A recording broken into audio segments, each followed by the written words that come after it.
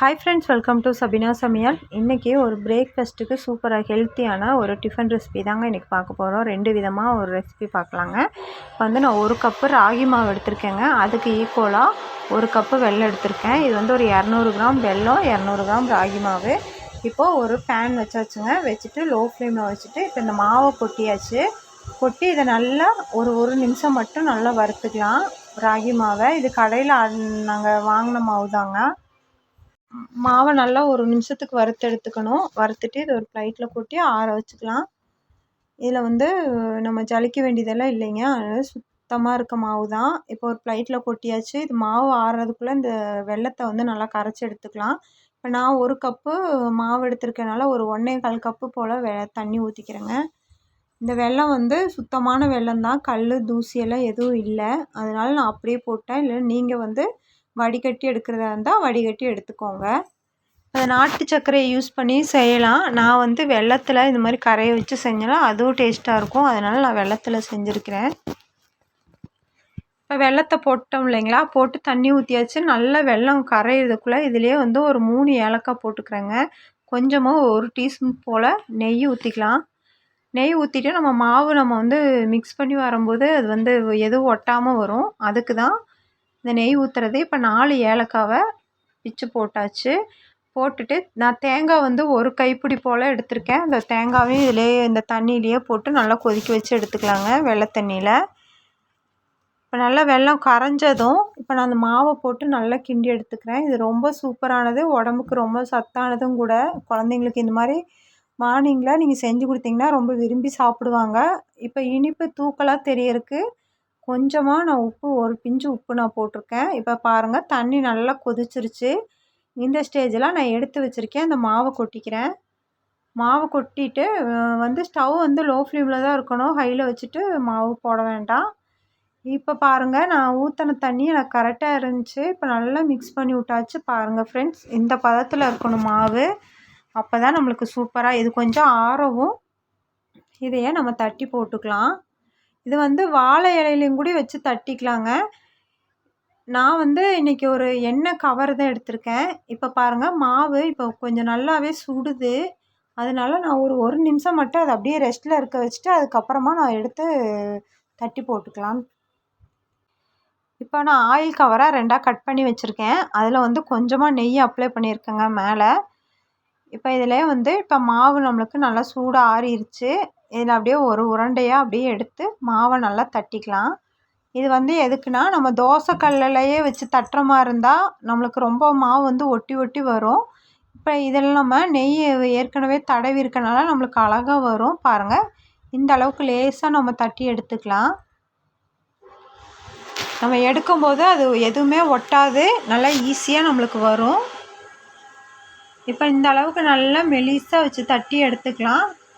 நம்ம இதில் தேங்காய், வெல்லம், இல்லை நெய், ஏலக்காயெல்லாம் சேர்த்துருக்கனால சாப்பிட்றக்கே ரொம்ப டேஸ்ட்டாக இருக்குங்க. ரொம்ப ஹெல்த்தியான டிஃபன் கூட. இப்போ இதை அப்படியே எடுத்து தோசைக்கல்லில் நான் போட்டேன். சுற்றியும் கொஞ்சமாக நெய் அப்ளை பண்ணிக்கலாம். நம்ம ஏற்கனவே மாவுலேயும் நம்ம நெய் ஊற்றிருக்கோம். இப்போவும் மேலே அப்படியே லைட்டாக நெய் வேணுன்னா நெய் அப்ளை பண்ணிக்கலாம். ஏற்கனவே நான் கல்லில் தேய்ச்சிருக்கேன் நெய். இப்போ போட்டாச்சு. பாருங்கள், எவ்வளோ சூப்பராக, எவ்வளோ சாஃப்டாக, சூப்பராக நம்மளுக்கு ராகி அடை ரெடி ஆயிடுச்சுங்க. இப்போ நல்லா லோ ஃப்ளேமில் வச்சு ஒரு மூடி போட்டு மூடி வச்சுட்டு இதே மாதிரி வேக வச்சு எடுத்துக்கலாம். பாருங்கள், எவ்வளோ லேசாகவும் எவ்வளோ சாஃப்டாக இருக்குது பாருங்கள். பார்த்தாவே தெரியும். எனக்கு வந்து நான் எடுத்திருக்கேன் அந்த 1 கப்பு மாவுக்கு எனக்கு 5 போல் வந்துச்சுங்க. இப்போ அடுத்ததான் வந்து ராகி புட்டு தான் செய்ய போகிறேன். அதுக்கு ஒரு அகலமான பாத்திரம் எடுத்தாச்சுங்க. அதே மாதிரி ஒரு 200 கிராம் மாவு, ராகி மாவு சேர்த்திருக்கேன். ஒரு 5 டீஸ்பூன் போல் அரிசி மாவு சேர்த்திருக்கேங்க. இப்போ இந்த ராகி மாவு கூட அரிசி மாவு சேர்த்து இப்படி நீங்கள் புட்டு செஞ்சு பாருங்கள், ரொம்ப சூப்பராக இருக்கும். அதுக்கு மாவுக்கு தேவையான அளவு கொஞ்சமாக உப்பு போட்டாச்சு. உப்பு போட்டுட்டு இப்போ கொஞ்சம் தண்ணி கொஞ்சம் லைட்டாக நம்ம தெளிச்சு விட்டு அப்படியே நல்லா பிணைஞ்சு எடுத்துக்கலாங்க. நீங்கள் எப்போவும் தனியாக ராகி மாவில் செஞ்சு சாப்பிட்றத விட இப்படி ஒரு 2 கொஞ்சமாக நம்ம அரிசி மாவும் கலந்து நீங்கள் செஞ்சு பாருங்கள், ரொம்ப சூப்பராக இருக்கும். எங்கள் வீட்டில் நாங்கள் அப்படி தான் செய்வோம். இப்போ பாருங்கள், மாவை நல்லா நம்ம தண்ணி எல்லா பக்கமும் படுற மாதிரி நல்லா பிணைஞ்சு விட்டுக்கலாம். மாவு பாருங்கள், இந்த மாதிரி பிதிரி பிதிரியாக கையில் வச்சு நல்லா தேய்ச்சி விட்டு பிணைஞ்சு எடுத்துக்கலாங்க. டக்குன்னு செஞ்சிடலாங்க, ஈஸியாகவும் இருக்கும், உடம்புக்கு சத்தும் கூட. பாருங்கள் ஃப்ரெண்ட்ஸ், இப்போ இந்த மாதிரி உதிரி உதிரியாக இப்போ பாருங்கள் நான் பிணைஞ்சு எடுத்துட்டேன். இதை 1 நிமிஷம் மட்டும் இருக்கட்டும். இப்போ நான் ஒரு பாத்திரம் எடுத்து வச்சுருக்கேங்க. அதில் வந்து தண்ணி நல்லா 1 செம்பு தண்ணி போல் ஊற்றி வச்சுருக்கேன். ஸ்டவ் ஆன் பண்ணி பாத்திரம் வச்சாச்சு. தண்ணி வந்து நல்லா கொதிச்சிட்ருக்கு.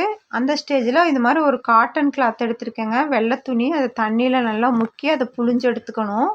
எடுத்துகிட்டு இந்த மாதிரி சைடில் ஒயரு இல்லைன்னா அந்த மாதிரி கயிறு இந்த மாதிரி இருக்கும் பாருங்கள், அதை வச்சு இப்போ நான் கட்டிக்கிட்டேன். தண்ணி நல்லா சூடாக இருக்குது அந்த துணி. இப்போ வந்து நான் மாவை வந்து அப்படியே எல்லா பக்கமும் ஸ்ப்ரெட் ஆகிற மாதிரி பரப்பி விட்டுக்கிறேங்க. இந்த மாதிரி எல்லா பக்கமும் சேர்ற மாதிரி மாவை இப்போ பரப்பி விட்டாச்சு. இப்போ ஒரு மூடி, இட்லி பானை மூடி இருக்கும் பார்த்திங்களா, அந்த மூடி போட்டு மூடி வச்சுக்கணும். வச்சுட்டு நல்லா நம்மளுக்கு அந்த ஆவி ஃபுல்லாக வரும் பாருங்கள். அந்த ஸ்டேஜில் இப்போ பாருங்கள், மாவு சூப்பராக நம்மளுக்கு அரைவாசி அளவுக்கு இப்போ வெந்துருச்சு. நல்லா வெந்துருச்சான்னு பார்க்குறது எப்படின்னு பார்த்தீங்கன்னா, இப்போ எடுத்து நம்ம கையில் இப்படி உருட்டி பார்த்தா நம்மளுக்கு உருட்டுற பதத்துக்கு வருங்க. அப்போ தான் பாருங்கள், இந்த மாதிரி இருந்தால் தான் நம்மளுக்கு ராகி வந்து வெந்துருச்சுன்னு அர்த்தம். இப்போ சூப்பராக வெந்துருச்சுங்க. இப்போ ஸ்டவ் ஆஃப் பண்ணிவிட்டு இப்போ அந்த மாவை அப்படியே எடுத்துக்கலாம். பாருங்கள் எவ்வளோ சூப்பராக வெந்து வந்துருச்சுன்னு, உதிரி உதிரியாக அருமையாக நம்மளுக்கு வெந்து வந்துருச்சு. இதை அப்படியே எடுத்து வேறு ஒரு பாத்திரத்துக்கு மாற்றிக்கலாம். டக்குன்னு செஞ்சிடலாங்க. ஆவியில் வேக வச்சு சாப்பிட்றது மோஸ்ட்லி எல்லாமே நல்லது நம்ம உடம்புக்கு. அடிக்கடி இந்த ராகியை உடம்புல நம்ம எதுனாலும் ஏதோ ஒன்று செஞ்சு நம்ம சாப்பிட்டு, கொழக்கட்டை, புட்டு, அடை இந்த மாதிரி சாப்பிட்டோம்னா ரொம்ப உடம்புக்கு நல்லதுங்க. இப்போ நான் அந்த பாத்திரத்தில் மாற்றிட்டேன். நான் வந்து ஒரு அரை மூடி தேங்காவை நல்லா சொரவி எடுத்து வச்சுருக்கேங்க. அந்த தேங்காவை அப்படியே உதிரியாக போட்டுக்கலாம். தேங்காய் இதெல்லாம் வச்சு நம்ம இது சேர்த்து சாப்பிடும்போது, நடக்கலையும் கூடி நம்ம இப்போ திரியாக அரைச்சி 1க்கு 2 அரைச்சி இப்படி நடக்கலை நம்ம போட்டு சாப்பிட்டாலே இதில் டேஸ்ட்டாக இருக்கும். ஆனால் நடக்கலை நான் இன்றைக்கி அதில் போடலை. இப்போ தேங்காய் எல்லாம் போட்டாச்சுங்க. போட்டு இப்போ நாட்டு சர்க்கரை நம்மளுக்கு இனிப்புக்கு எவ்வளோ தேவையோ அதுக்கு தகுந்த மாதிரி நாட்டு சர்க்கரை போட்டுக்கலாம். நான் வந்து ஒரு 3லேருந்து 4 டீஸ்பூன் போல் போட்டிருக்கேன். போட்டுட்டு இப்போ நல்லா ஸ்பூன் வச்சு நல்லா கலக்கி விட்டுக்கலாங்க. கலக்கி விட்டுட்டு அவ்வளோதாங்க. இப்போ நம்மளுக்கு பிரேக்ஃபாஸ்ட்டு சூப்பராக ரெடி ஆயிடுச்சுங்க.